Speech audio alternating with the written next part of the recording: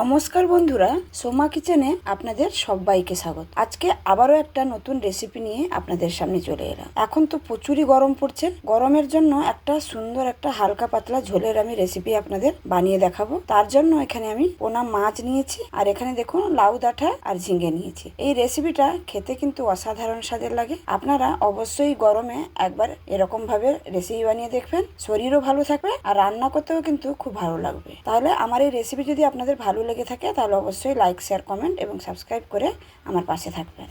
এখানে দেখুন আমি 5 পিসের মতন পোনা মাছ নিয়েছি, মানে কাতলা মাছ নিয়েছি। এই রান্নাটা কিন্তু অবশ্যই এই মিষ্টি জলের মাছে কিন্তু করতে হবে।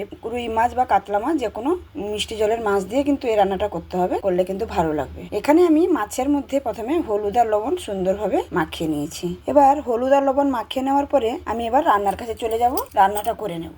প্রথমে কড়াইটা বসিয়ে নিয়েছি, আর কড়াইতে পরিমাণ মতন তেলটা দিয়ে দিয়েছি মাছটা ভেজে নেওয়ার জন্য। পরিমাণ মতন তেল অবশ্যই দিয়ে মাছটাকে একদম সুন্দরভাবে কিন্তু ভেজে নিতে হবে। দিয়ে আমি কড়াইয়ের চারিদিকে একটু তেলটা লাগিয়ে নিচ্ছি। দিয়ে দেখুন এবার মাছগুলো আমি দিয়ে দিলাম। সবগুলো মাছ কিন্তু এখানে আমি এক এক করে দিয়ে দেবো ভেজে নেওয়ার জন্য। এই এক সাইড প্রায় আমি 2 মিনিটের মতন ভেজে নিয়েছি, আবার অপর সাইডটা সুন্দরভাবে উল্টে নিলাম। উল্টে পাল্টে মাছগুলোকে সুন্দরভাবে লাল লাল করে, দেখতেই পাচ্ছেন সুন্দরভাবে লাল লাল করে কিন্তু আমি ভেজে নিয়েছি। এবার মাছগুলোকে তুলে রাখলাম। যে পরিমাণে একটু তেল ছিল কড়াইতে, তাতে আর একটু সামান্য পরিমাণে আমি তেল ব্যবহার করলাম রান্নাটার জন্য। তেল তো অলরেডি গরমই ছিল।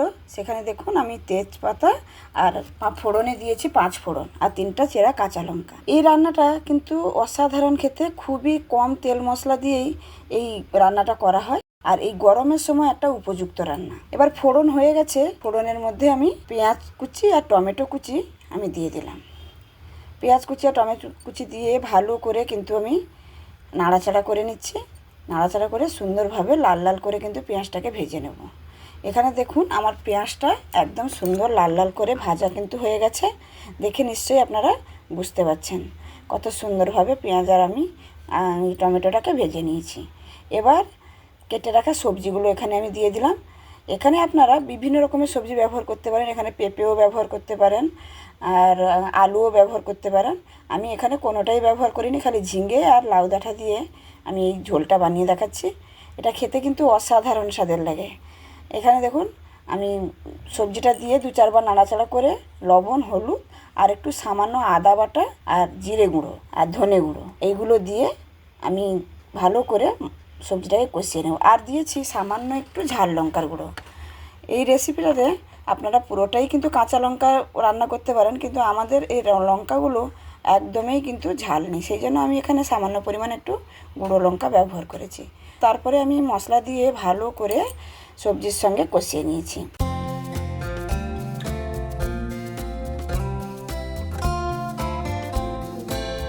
প্রায় আমি এখানে 2-3 মিনিট ধরে আমি কষিয়ে নিয়েছি। আর যে মশলা ধোয়া জলটা ছিল সেই জলটাও আমি এখানে ব্যবহার করেছি। দিয়ে সেটা দিয়ে আমি 2-4 বার নাড়াচাড়া করে, যাতে গুঁড়ো মশলাগুলো পুড়ে না যায় সেই জন্য আমি ঢাকা দিয়ে দিয়েছিলাম। দেখুন কত সুন্দরভাবে, এখনই দেখতে কিন্তু অসাধারণ লাগছে, কত লোভনীয় লাগছে। এবার আমি পরিমাণ মতন রেসিপিতে আমি জল দিয়ে দেবো। যে যেরকম ঝোল খেতে পছন্দ করবেন সেরকমভাবে কিন্তু জলটা ব্যবহার করুন। অবশ্য এই রান্নাতে একটু পাতলা, হালকা পাতলা ঝোলই খেতে ভালো লাগে। একদম গরম গরম রেসিপি থাকবে আর গরম ভাত থাকবে, খেতে কিন্তু অসাধারণ। একটা রেসিপিতেই কিন্তু খাওয়াটা হয়ে যাবে। এবার আমি রেসিপির মধ্যে আমি মাছগুলো দিয়ে দিলাম। আমি এখানে দেখুন 4 পিস মাছ ভেজেছিলাম, আর এখানে আমি রেসিপিতে 3 পিস মাছ দিয়েছি। আমার ছেলের জন্য 1 পিস মাছ ভাজা আমি তুলে রেখে দিয়েছিলাম। এবার মাছগুলো দিয়ে আমি ঢাকা দিয়ে আবার রেসিপিটাকে হতে দেবো।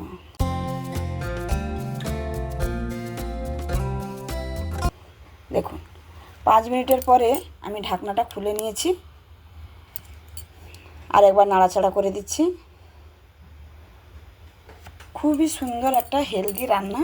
এই রান্না খেলে কিন্তু সারা বছর যদি এরকম রান্না খাওয়া যায়, শরীরে কোনো কিন্তু ক্ষতি হবে না। সে আমরা গরমের সময় করে খাচ্ছি, কিন্তু সারা বছরই খেলে এর উপকারী আছে। এবার সামান্য একটু ধনেপাতা দিয়ে দিলাম। এটা কিন্তু অপশনাল, যদি থাকে তো দেবেন, না হলে না দিলেও কোনো অসুবিধা নেই। আমার রান্নাটা একদমই কমপ্লিট। এবার আমি পরিবেশন করে দেখাচ্ছি আপনাদের। দেখুন আমি এখানে পরিবেশন করেছি। দেখুন কতটা সুন্দর হয়েছে, একদম হালকা পাতলা ঝোল। কত কম সময়ের মধ্যে আমি আপনাদের রান্নাটা করে দেখলাম। তাহলে বন্ধুরা দেখতেই পেলেন আমার এই একদম গরমের উপযুক্ত একটা রেসিপি। তাহলে আমার এই রেসিপিটা দেখতে কতটা সুন্দর হয়েছে দেখুন। একবার এইভাবে গরমে, প্রচণ্ড গরমে এরকমভাবে একটা রেসিপি বানিয়ে আপনারা খেয়ে দেখতে পারেন। মন প্রাণ কিন্তু একদম জুড়িয়ে যাবে। সত্যিকারে আমি গ্যারেন্টি দিয়ে বলছি, এই রেসিপিটা খেতে কিন্তু এতটাই সুন্দর লাগে, আপনারা না বানালে একবার বুঝতে পারবেন না। তাহলে আমার এই রেসিপি যদি আপনাদের ভালো লেগে থাকে তাহলে অবশ্যই লাইক, শেয়ার, কমেন্ট এবং সাবস্ক্রাইব করে আমার পাশে থাকবেন।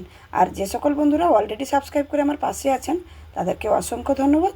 আর যারা এখনও সাবস্ক্রাইব করেননি, প্লিজ বন্ধুরা সাবস্ক্রাইব করে আমার পাশে থাকুন এরকম নিত্য নতুন রেসিপি পাওয়ার জন্য। তাহলে আজকে এখানেই শেষ করছি। আবার দেখা হবে অন্য কোনো দিন অন্য কোনো রেসিপির সঙ্গে। সবাই ভালো থাকবেন, সুস্থ থাকবেন, সাবধানে থাকবেন। ধন্যবাদ।